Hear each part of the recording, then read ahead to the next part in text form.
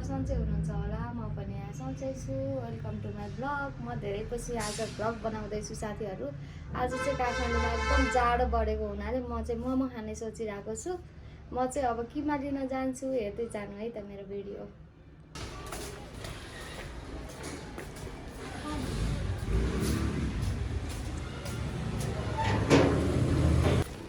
ल साथीहरू, यो चाहिँ हाम्रो गल्ली हो होइन। गल्लीमा चाहिँ अहिले एउटै कलर लाएर यस्तो बनाइएको छ।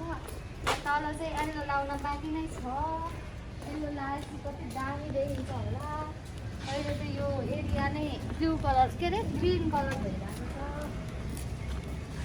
चाहिँ मेरो बुढा होइन, चाँडो भएर पुरा गोजीमा हात राखेर हिँडिरहनु भएको छ। म चाहिँ पछाडि पछाडि छु साथीहरू।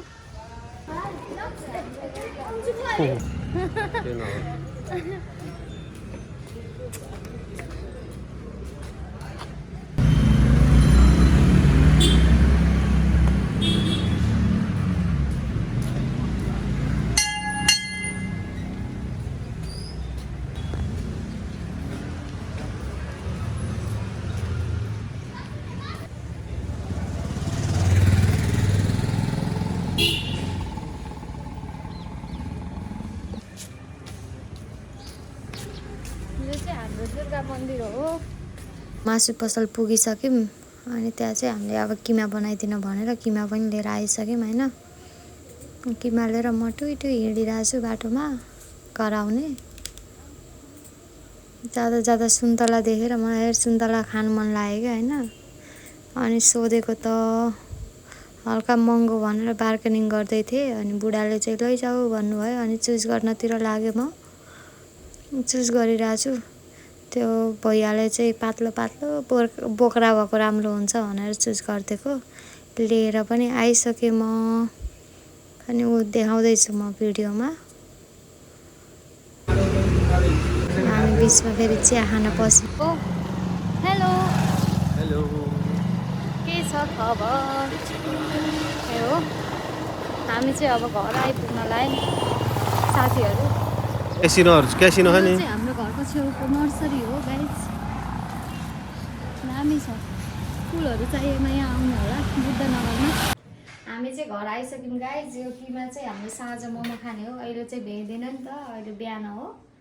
बिहान किमा ल्याउन गएको फ्रेस हुन्छ भनेर। खाने चाहिँ साँझ हो। म कसरी बनाउँछु मेरो भिडियो हेर्दै गर्नु होला। हामीसँग मटन छ। अहिले चाहिँ हामी मटन बनाउने हो। साँझ चाहिँ हामी सुप मोमो खाने हो। त्यही भएर मटनको हड्डी चुज गरेर यता राखेको छौँ। अब चाहिँ खाना पकाउनतिर लाग्नु पर्यो। के गरेको? रेडी भयो? ला म त झन् सब देखाउँछु रेसिपी भन्ने सोचिरहेको थिएँ। म नआउँदै गरेर सकाइसक्नु भएछ त। किन? ए हो, ल थ्याङ्क यू। त्यही अब मोमोको लागि पिठो मुस्दैछौँ। मेरो बहिनी आएको छ अनि मैले चाहिँ पिठो मुस्न बहिनीलाई लगाइदिएँ। हामी चाहिँ आटाको मोमो खाने भनेर। यो चाहिँ मैदा होइन है गाइस।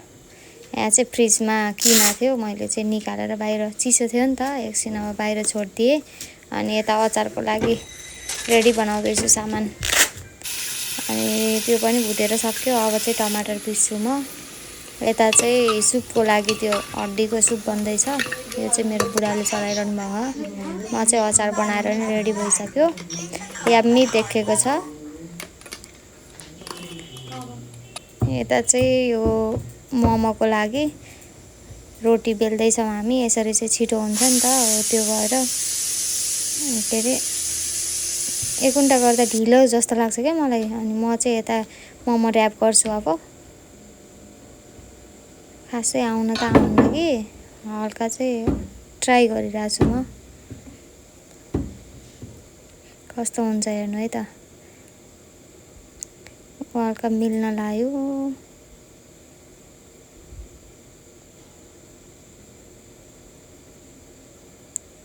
ठिक छ। यो चाहिँ म बहिनीले पनि बनाउँछु भन्यो। अनि बहिनीलाई चाहिँ ल बनाऊ नि त सिक भनेर लगाइदिएको।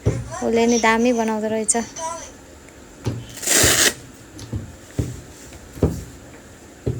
दामी भयो है। यसमा भयो भयो। यहाँ चाहिँ हामीले यति भाँडा भरिसक्यौँ। यता चाहिँ सुप पाकिरहेको छ। मोमोको 2टा भाँडा भरिसक्यो हामीले बनाएर, अनि 2टा चाहिँ बसाल्दै गरेको कि अब पाकिसक्यो साथीहरू।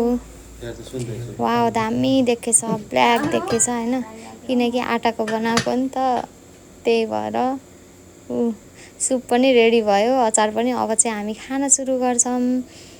दामी देखेछ। म चाहिँ सुरुमा बुढालाई टेस्ट गर्न लगाइदिएँ, कस्तो छ रिभ्यू दिनु भनेको चाहिँ खानु ल चेक गर्नु भनिरहेको छु। उसले चाहिँ खाँदैछ होइन, खाएर चाहिँ रिभ्यू दिनु भनिरहेको चाहिँ।